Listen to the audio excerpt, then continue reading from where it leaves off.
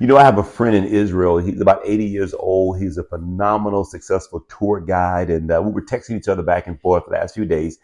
He said, Pastor Stevens, I'm so disappointed and I'm very discouraged. I said, well, why? He said, because I wish that American pastors would actually believe the Bible that they read. It took me a couple of days to really synthesize and really put into construct what that really meant.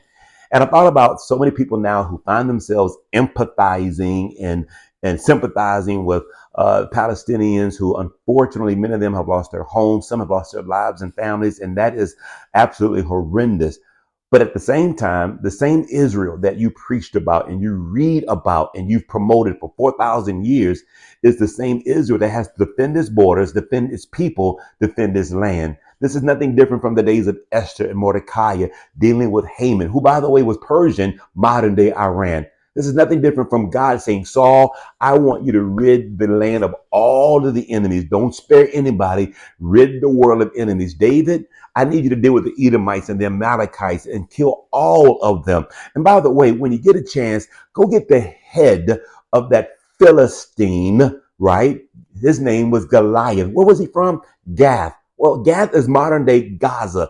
There's nothing new under the sun. You got to understand, God has a covenant with Israel. And they may not be perfect. Their politics aren't perfect, but neither are ours. But for whatever reason, he made a promise in Genesis 12. He comes back and makes a covenant in Genesis 15, not just with the people, but the people with the land.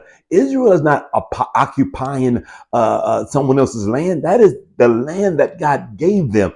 And last I checked, God is not a man that he should lie, nor the son of man that he would repent. The reality is it may not be fair. We may not understand it all, but for whatever reason, God has his hand on the people of Abraham, Isaac, and Jacob. And Genesis 12 reminds you and I, if we would pray for them, if we would bless them, God would bless us. I believe God in his infinite wisdom and sovereignty will work out all of the nuances, all of the differences. But until then, oh man and woman of God, it would be to your benefit and blessed reality to pray for the Jewish people, stand with the Jewish people, be understanding of the tremendous rock and hard place that they're in. They must rid the world of terrorists, jihadists who wants to kill them. You would do the same. I would do the same. Why not let them do what they need to do? We're praying that there be a minimizing of lost lives, Jewish lives, Palestinian lives, those in Israel, those in Gaza. We're praying that God give these military leaders in Israel the wisdom, the tactical and strategic way of rooting out the world of wicked, evil demons and terrorists that did what they did on October the 7th. Because they'll do it then. They've been doing it for the last 5,000 years, and they'll keep doing it, not just in the Middle East. But my brothers and sisters, with these open borders, don't be surprised. There are plans right here in the good old United States of America. So pray, stand your ground, and may the Lord give you the wisdom to give an answer to all men.